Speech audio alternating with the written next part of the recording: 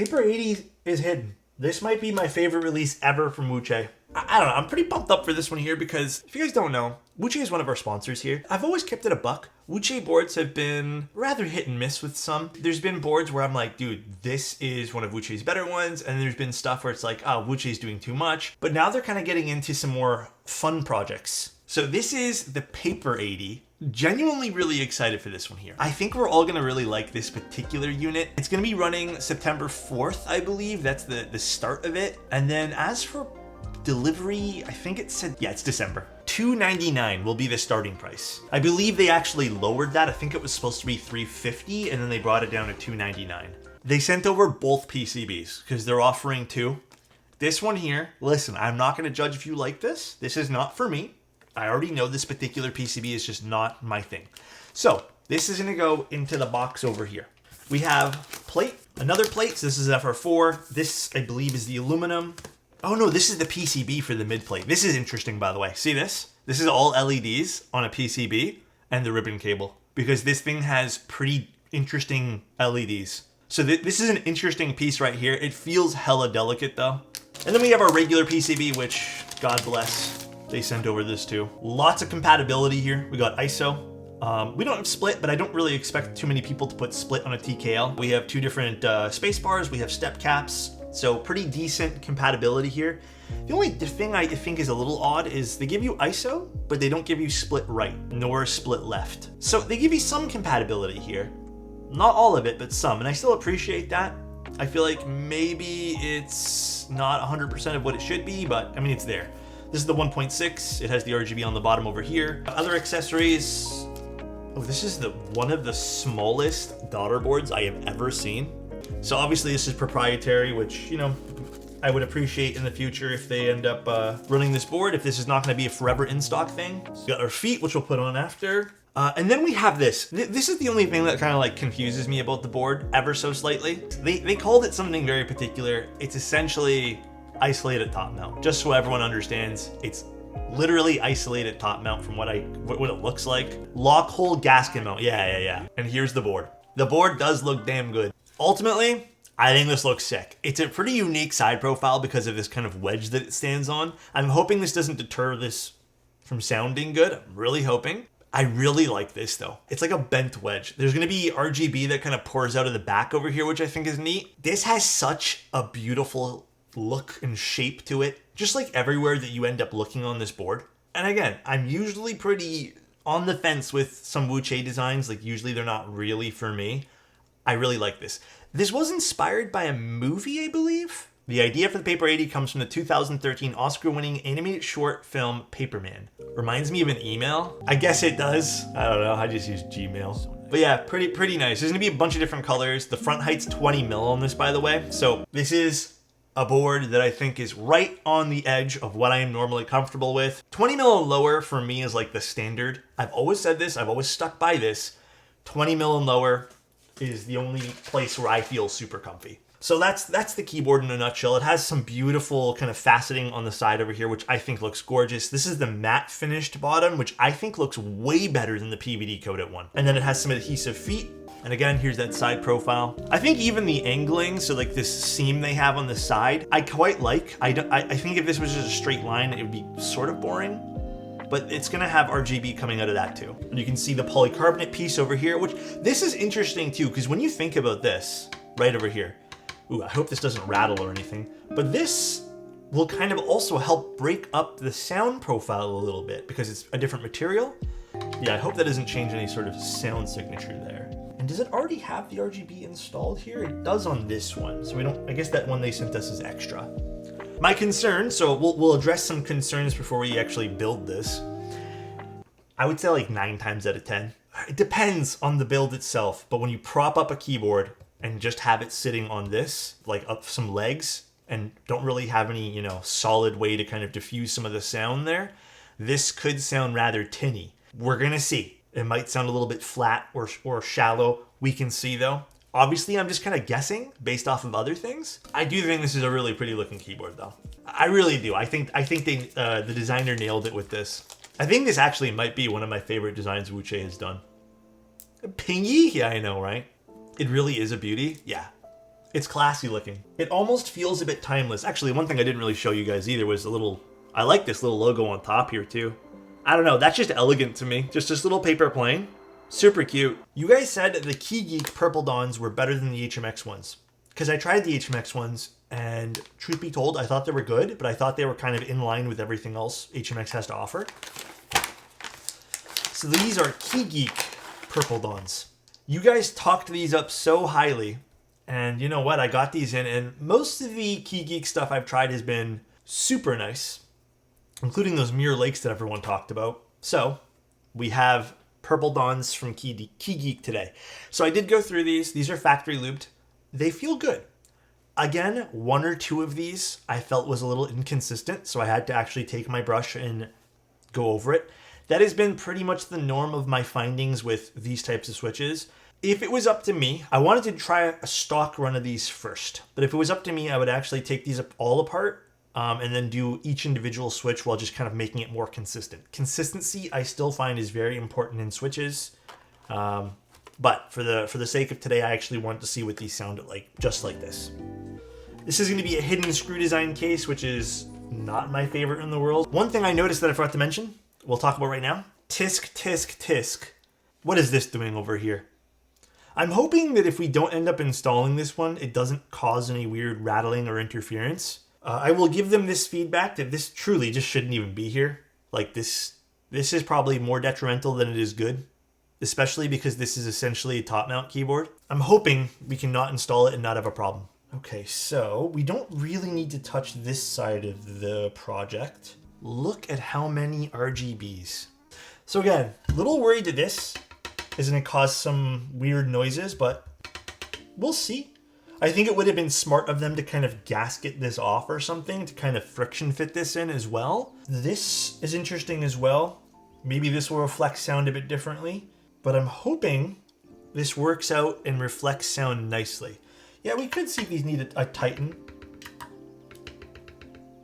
Okay, hold on. A lot better now that we've tightened this up. If this is something you guys pick up in the future, may want to check that. Screws, even if you tighten them at the factory, they might get loose during shipping, so double check that if you guys pick one up. But a lot better now. A lot better. Good call on that grid. Yeah, it's still going to rattle. There should even be one more screw right over here.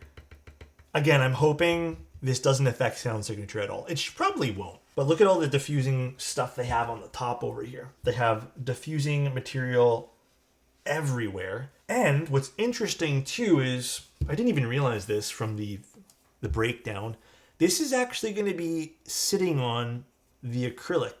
So it won't sit on the base of the keyboard because of how this works, if it wants to focus.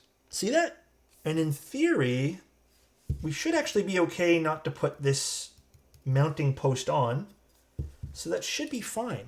It does use two different bits, which is a little annoying. I love when keyboards just have like one bit everywhere for the screwdriver and just like screws that kind of work everywhere. I feel like that's a good quality of life to have. Not really the biggest deal in the world. I really hope this ribbon cable is easy to install. This is really short.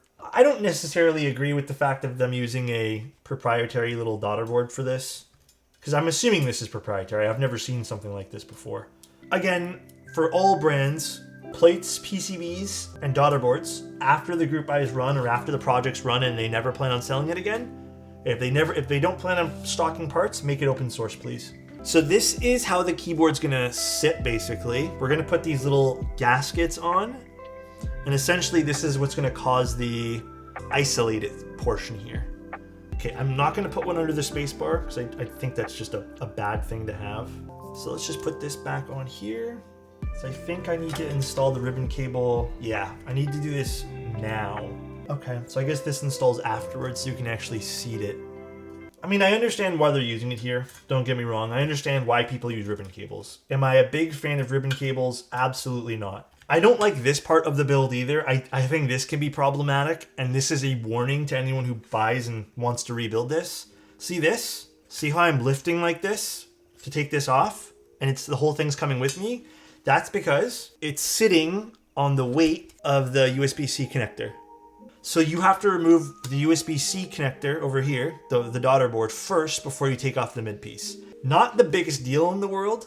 However, I probably would have made this a little easier to kind of remove because I think this can cause problems for someone who might forget. Is this an objective flaw on this keyboard? No, but it's a quality of life flaw. And you know what, when I look at things like this, I also think, how do people who are maybe new to keyboards, how are they gonna build this? Because ultimately, like, that's what we should be looking out for too, is can everyone build this without problems? And yeah, I think that can be problematic. This ribbon cable, admittedly, was actually not as bad to put in as I thought it was going to be. It was actually quite easy. So props to them for making this at least a little bit thoughtfully designed here with the ribbon cable. Sometimes people forget about that kind of stuff. Also, another little good call out here. Doesn't look like you have to damage your switches at all to get inside where these little pieces are, because that is actually attached to the mid frame. So that's also quite thoughtful there for people who do kind of like the screwless design. Again, I'm fine either way. I could care less if screws are on my keyboard. But this does not interfere with your switches at all, which is a good thing to have. Sometimes what happens is you have to clip your switches because they actually attach that part to the top frame. But since it's on the bottom over here, it doesn't really matter. Honestly, not bad. This is not terrible assembly with the ribbon cables. I will be the first person to admit, I'm usually the first to complain on ribbon, but this is quite easy. So this is no foam we're doing, and we did not put anything on the bottom spacebar. This particular plate has no flex cuts. Another little interesting call out here, which I think is important to kind of mention. It looks like the stab cutouts are actually quite large, which is good. So it looks like we have some room on both the left and right side. So if you do use larger stabs, like TX stabs or stabies, you should be good here. There shouldn't be any reason why these are going to bind or get stuck in this plate, which is another little fun call out here. Because I know stabies and stuff, as much as I don't really care for them these days, I know they're still really popular. Let's plug it in, make sure it all lights up. I should have done that before. Ooh, wait. Okay, this looks really good with the RGB. We can turn this off. You can turn this off. Don't forget, guys. This is not like you need to use this. This is optional. This looks genuinely like they diffuse this very well. That is actually really nice. Really nicely done RGB. And then I believe they also have RGB coming from the top over here. Yeah, this looks pretty nice. So you get a little bit of that backlighting too. Now, I don't know how much of this is addressable. But yeah, even the logo has some RGB. I would appreciate though if there were zones for this, like if I can turn off everything but the logo, or overall though, very, very well diffused RGB. One thing I'm actually seeing, which I really enjoy, I don't know if this will matter too much when I put the keycaps on, but it does look like there's no bleeding into the actual keyboard with the exceptions of where the screws are. Very, very nice. I'm happy with this. Pretty nice set for this. I think this set works well with this. Let's get a little bit of a closer look at the board. The ano on this is really good, by the way, guys. I know normally, unless there's a problem, I don't really speak on the ano because I just feel like we all kind of know that's just a thing here, but nice little keyboard.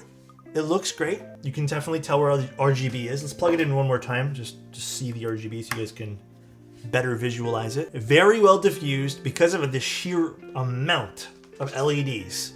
So again, here's what that LED looks like. There is so much diffusion happening. You can see some hot spots in the reflection of the weight, but it's on the bottom of the board, so I'm not too concerned about that. There is a little bit of LED bleed where the, I guess the screw-in posts are. Not the biggest deal in the world, but some people might find that a little bit annoying. No, there's still there's missing pieces. Like there's not a 6.25 unit. It looks like there's missing some bottom row stuff. Honestly, the board looks good. See side profile with the LEDs too. Okay, let's see if the weight tilts. I'm putting a lot of pressure right now. You can see the blood on my fingers it's not really going nowhere. We are good. The board's not moving. You don't need to worry about that. It does look really good though. This is a nice looking, this is a pretty good looking keycap set too. Let's just type on the board, shall we? We're using the KeyGeek Purple Dawn switches with Keykobo keycaps. There's no foam. This is the Paper80. We did decide to not put any mounting post or gasket underneath the spacebar. So that is not present. Again, no foam, aluminum plate. Let's see what the keyboard sounds like. We may have to tune up the stabs, so just be patient with me here. This is already sounding good. These are stock, technically. Only one or two of them was touched up.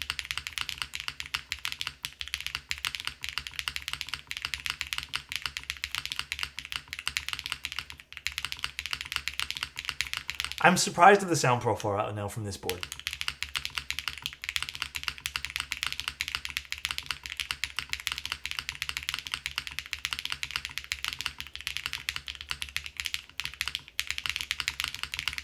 Spacebar is a little bit glassy sounding, for lack of a better word. Could also be the Kikobo spacebar. I'm going to try with the GMK and then switch out the switch.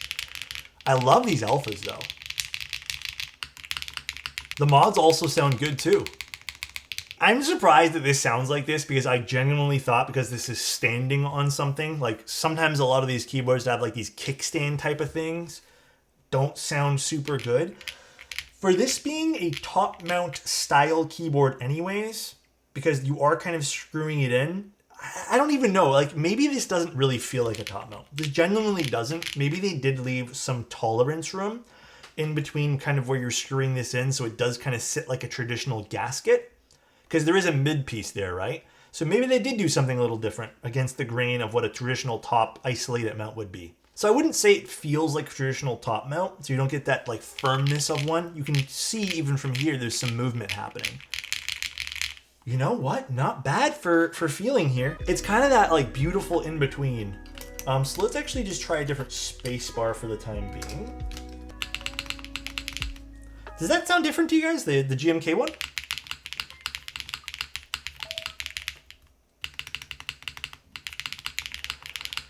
Yeah, the GMK one sounds so good.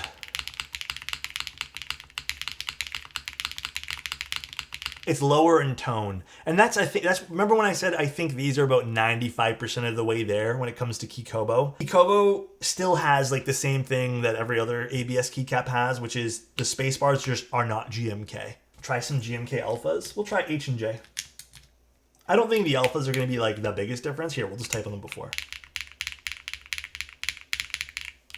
Like, do I think the Kikobo sounds bad though? Absolutely not.